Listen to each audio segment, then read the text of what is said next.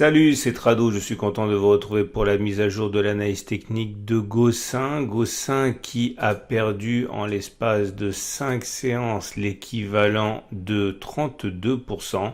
Et cette chute est à la mesure de la progression, on va dire, funiculaire que l'action a connue juste auparavant, puisque en l'espace de 8 séances, elle a pris la bagatelle de 245%.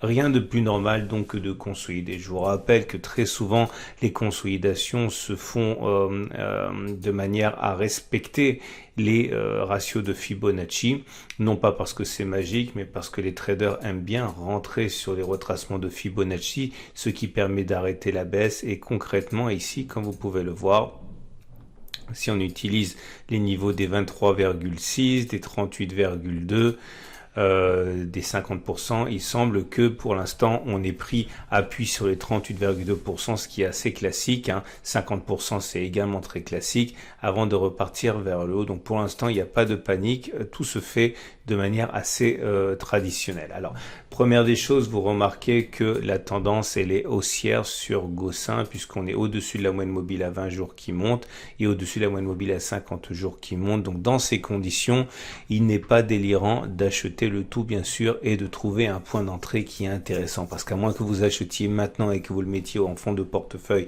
et que vous n'y regardiez plus avant des années, il est tout à fait envisageable que les cours baissent comme il est envisageable qu'ils montent. Nous sommes entre deux eaux.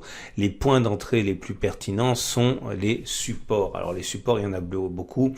Il y a bien sûr ce support précaire des 2,69 de 93. C'était une zone de support, vous voyez comme ça a bloqué les cours ici et là, c'était une zone de congestion. Et c'est pour ça qu'on a rebondi comme une balle à l'approche de cette zone. Le deuxième support qui semble assez évident, c'est celui-ci. Support précaire à 2,16, 2,22, je le vois pas très solide ce support, mais en tout cas il a permis au cours de se stabiliser et c'est un niveau sur lequel on n'est pas descendu. C'est une autre possibilité. Et puis bien sûr un support beaucoup plus important, mais je ne souhaite pas aux actionnaires qu'on aille le visiter, c'est celui d'un 49, 1,72 €. La résistance de référence elle est là, c'est 3,70, 4,04. Vous voyez, c'est la zone qui nous a bloqué à chaque attaque. On a tenté de passer au-dessus, mais finalement on n'a pas réussi. Alors, si on veut rentrer maintenant, il y a plusieurs solutions. La solution la plus évidente, c'est d'attendre que l'on passe la résistance ici. Si on arrive à clôturer au-dessus de la résistance des 4,03, 4,04 ici, c'est perçu par la plupart des traders comme un signal haussier, donc il risque d'y avoir des comportements moutonniers à la hausse. Regardez, pour vous illustrer ça, c'est ce qui s'est passé ici. On avait une résistance, on l'a passé et derrière, boum, ça a explosé, ou encore ici. Vous voyez, donc si on passe les 4,04, ça risque de provoquer une accélération haussière, mais bon, pour les plus impatients, il faut savoir quand même que c'est 21% plus haut. Ça me dérange absolument pas d'attendre 21% plus haut pour rentrer à titre personnel. Je pourrais tout à fait envisager de le faire, mais si vous êtes plus pressé que ça, il y a d'autres solutions. Il y a également le passage de cette oblique. Mais le problème du passage de cette oblique, c'est qu'à peine aura-t-on passé l'oblique, on va se retrouver nez à nez avec la résistance. Donc c'est un petit peu dangereux aussi. Alors comment fait-on ?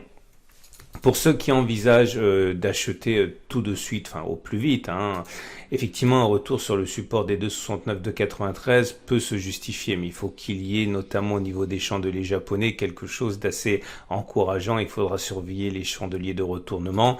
En tout état de cause, à titre personnel, si je devais rentrer par exemple à 2,92 sur un chandelier de retournement, je prendrais bien soin de sortir de mon trade avec une perte, donc au cas où on clôturerait en dessous des 2,69 puisque c'est notre support. Donc ça voudrait dire mettre un stop loss à 9%, parce qu'en dessous on risque d'accélérer la baisse, puisque le prochain support il est bien en dessous, il est à 25%, 26%.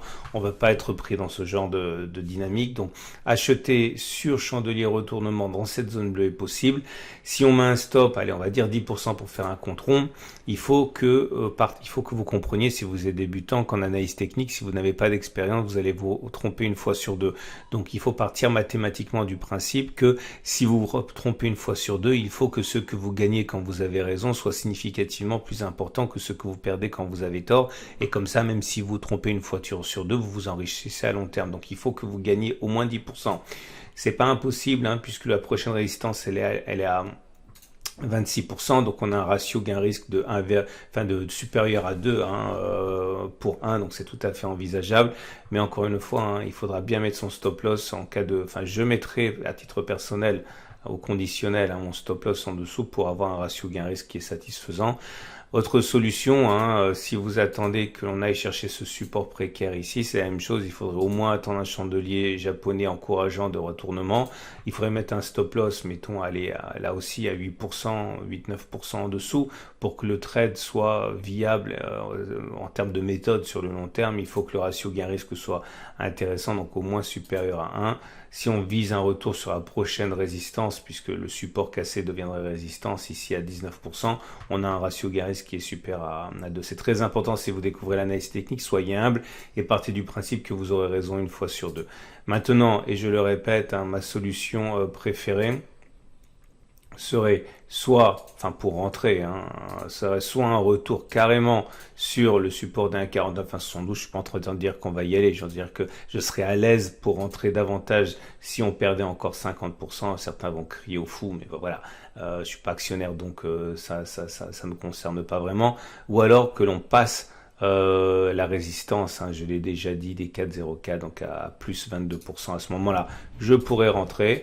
Je mettrai un stop au cas où on repasserait en dessous du support et je viserai au moins, vous l'aurez compris, autant que ce que je risque. Donc clairement, si je risque, on va prendre un exemple, si je risque en achetant sur cassure ici 11%, je viserai au moins 11% à la hausse. Je répète, c'est très important si on débute, considérez qu'on aura raison une fois sur deux. Nous avons donc terminé. J'espère que ce format vous a plu. Si ça vous a plu, n'hésitez pas à vous abonner à la chaîne YouTube. Il y a des mises à jour et des vidéos chaque journée. Voilà, à la suivante dans très bientôt.